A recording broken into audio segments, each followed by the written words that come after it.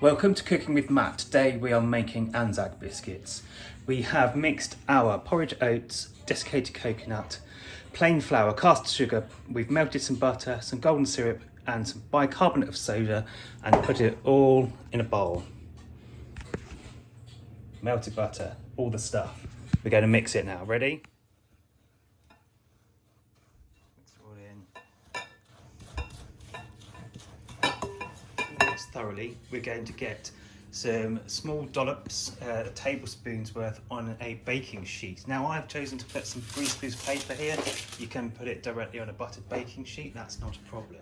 If, like me, you like to be able to fit your biscuits into a box, you can make them square, but ideally you just need some small dollops of 1 tablespoon in size on the plate, on the tray, just like that. Push them down a bit, they need to be flat. So preheat your oven to 140 degrees if you want a fan one like me, and then we're going to bung these in for 10 to 12 minutes until they're golden brown, texture like sun. Triangles.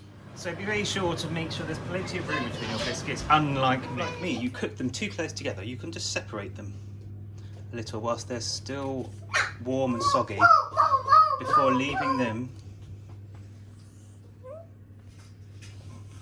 to cool and go hard. Taste test. Good, bad or ugly? Ugly. Good. Okay. Amazing. Fantastic. And here we have the finished product. And there we have it, folks. Anzac biscuits cooking with Matt. See you next time.